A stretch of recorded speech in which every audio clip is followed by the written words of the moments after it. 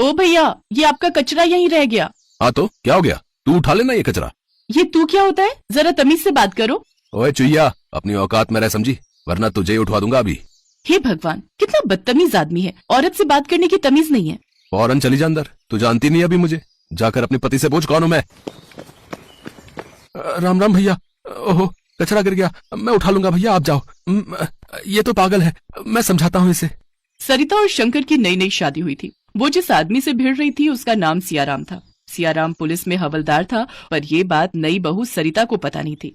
वो इस बात से दुखी थी कि उसके पति ने उसकी साइड लेने की जगह उसे ही पागल कहकर चुप करा दिया, जिसके बाद से ही सरिता अपने कमरे में आकर मुंह फुलाकर बैठ गई।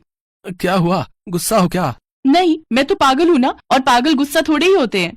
अरे पगली, वो सियाराम पुलिस में हवलदार है, इसलिए यहाँ उससे कोई नहीं उलझता, समझी? तुम अभी नई नई आई हो तो इसलिए तुम्हें पता नहीं है उसके बारे में। हाँ, है तो वो हवलदार, पर असल में एक नंबर का गुंडा है वो। आप लोग उससे इतना डरते हो, इसीलिए गुंडा बना बैठा है वो। अरे तुम जानती नहीं हो उसे। एक बार एक पड़ोसी ने उससे लड़ाई कर ली थी, तो उसने पता नहीं कौन कौन से झूठे मुकदमे लगा दिए उस बेचारे पर। मकान खाली करके जाना ही पड़ा उसे। शंकर की बात सुनकर सरिता चुप हो गई। वो समझ गई थी कि शंकर ठीक ही कह रहा था। सियाराम से उलझने में कोई समझदारी नहीं थी। सरिता ने भी सोच लिया कि वो सियाराम से दूर ही रहेगी, मगर ये इतना आसान नहीं था। 2 दिन बाद सरिता जब सब्जी लेकर बाजार से आ रही थी, तभी रास्ते में कीचड़ से भरा एक गड्ढा आया। सरिता खुद को कीचड़ से बचाकर चल रही थी, तभी सियाराम पीछे से बाइक लेकर आया और उसकी बाइक जब उस गड्ढे के ऊपर से गुजरी तो उसका सारा कीचड़ उछलकर सरिता के कपड़ों पर आ गया। आग बबूला सरिता ने आव देखा न ताव और गुस्से में बोली, ए अंधा है क्या? क्या बोले तू? 2x2 अंधा किसे बोली तू है? सरिता को फौरन अपनी गलती का एहसास हो गया तो वो एकदम चुप हो गई। तभी सियाराम उसके पास आकर बोला, चुईया जैसी तो है तू, देख कर चला कर, वरना कोई कुत्ता आएगा ना तो मुंह में दबा कर ले जाएगा तुझे, समझी? सियाराम फिर बदतमीजी कर रहा था, लेकिन इस बार सरिता बिल्कुल चुप थी। घर आकर सरिता रोने लगी तो उसे रोता देखकर उसका देवर शिव उसके पास आया। क्या हुआ भाभी, आप रो क्यों रही हो? वो सियाराम, वो उसने रास्ते में मुझे समझ गया, सब समझ गया भाभी। भाभी, आप उससे जितना दूर रहो उतना ही अच्छा। एक नंबर का छठा बदमाश है वो।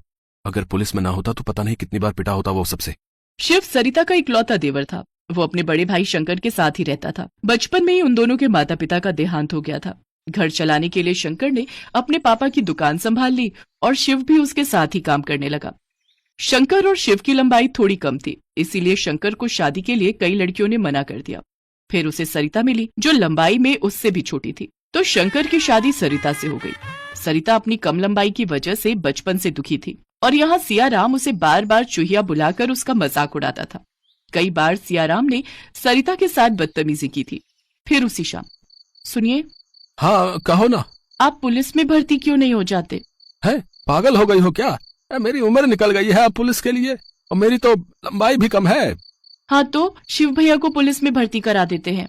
अरे तो वो भी तो मेरे जैसा ही नाटा ही है, उसके पास अभी उम्र तो है पर लंबाई कहाँ से लाएगा? शंकर की बात सुनकर सरिता रोने लगी। अब रो मत यार, मैंने कुछ गलत कहा है क्या? नहीं, मैं आपकी वजह से नहीं, बल्कि अपनी किस्मत पर रो रही हूँ। पता है, मुझे पढ़ने लिखने का बहुत शौक था और मैं इंस्पेक्टर बनना चाहती थी, पर 8वीं के बाद मेरी लंबाई बढ़नी ही बंद हो गई और मैं नाटी ही रह गई। मेरे घर वाले जानते थे कि मुझे पुलिस में जाने का कितना मन था, इसीलिए उन्होंने मेरे लिए कई पुलिस वाले लड़के देखे, लेकिन सबने मेरे छोटे कद की वजह से मुझे मना कर दिया। उस रात सरिता को बहुत देर तक नींद नहीं आई। अगले दिन वो अचानक उठी और अपना सामान पैक करने लगी। क्या हुआ भगवान? अरे कहाँ जा रही हो? अभी भी गुस्सा हो क्या? नहीं, गुस्सा नहीं हूँ, आप चिंता मत करो, मैं बस 2-3 दिन में वापस आ जाऊंगी। पर जा कहाँ रही हो? अपने लिए देवरानी ढूंढने। सरिता ने बस पकड़ी और सीधे अपने गांव आ गई। वहां उसने अपने बहुत से रिश्तेदारों से बात की और फिर एक कॉलेज के बाहर खड़ी होकर इंतजार करने लगी। तभी अंदर से एक काफी लंबी लड़की बाहर निकली। उसका नाम सुनीता था और वो सरिता की ही रिश्तेदार थी। सुनीता के पिता एक गरीब किसान थे। सरिता ने उनसे बातचीत की और फिर शाम को उसके पिता से मुलाकात कर उनके सामने शिव और सुनीता की शादी का प्रस्ताव रखा। शिव को भी लड़की पसंद आ गई और उसने भी शादी के लिए हाँ कर दी। सरिता ने अपने मायके से ही दोनों की शादी खूब धूमधाम से कराई। शादी के अगले ही दिन सरिता ने सुनीता के कमरे का दरवाजा पीटना शुरू कर दिया। कौन है? अब भैया तुम सोते रहो, बस सुनीता को बाहर भेजो जल्दी। नमस्ते भाभी, क्या हो गया? सब ठीक तो है ना? तू सो रही अभी तक? चल हाथ मुंह धो ले जल्दी से। इतना कहकर सरिता वहां से चली गई। सुनीता को लगा कि उसे बहुत खड़ूस जेठानी मिली है जो शादी के अगले ही दिन से उसे काम पर लगा रही है, लेकिन वो क्या करती। उसने हाथ मुंह धोकर झाड़ू पकड़ी और घर में झाड़ू लगाने लगी। तभी सरिता उसके पास आई और सुनीता से झाड़ू छीनते हुए बोली, अरे ये क्या करने लगी, इसके लिए थोड़ी जगह है तुझे इतनी सुबह, छोड़ इसे और ले ये कपड़े पहनकर आ जल्दी। हैं भाभी ये क्या है, लोअर और टी शर्ट है, इन कपड़ों में भागना आसान होता है। पर मैं क्या करूंगी इनका, मुझे कहाँ भागना है भाभी, हर रोज भागना है और खूब मेहनत करनी है तुझे। मेरी बात सुन ध्यान से, तू घर का कोई भी काम नहीं करेगी क्योंकि तुझे पुलिस इंस्पेक्टर बनना है। सुबह के वक्त तू दौड़ लगाएगी और शाम को पढ़ाई करेगी, समझी ना। सुनीता सरिता की बात सुनकर बहुत खुश हुई, उसे इस सब की तो उम्मीद ही नहीं थी। इसके बाद से दोनों देवरानी और जेठानी जुट गई। सुनीता रोज सुबह दौड़ती और फिर शाम को खूब मन लगाकर पढ़ती। ऐसे ही पूरा 1 साल बीत गया। सरिता और सुनीता की मेहनत आखिरकार रंग लाई। सुनीता एएसआई बन गई। आज उसका अपने थाने में पहला दिन था। उसने अपनी जीप उठाई और घर की तरफ चल दी, जहां सरिता उसका बेसब्री से इंतजार कर रही थी। मोहल्ले में पुलिस की गाड़ी देखकर सभी लोग बाहर आ गए। जीप में से सुनीता बाहर निकली और उसके कंधे पर स्टार चमक रहा था।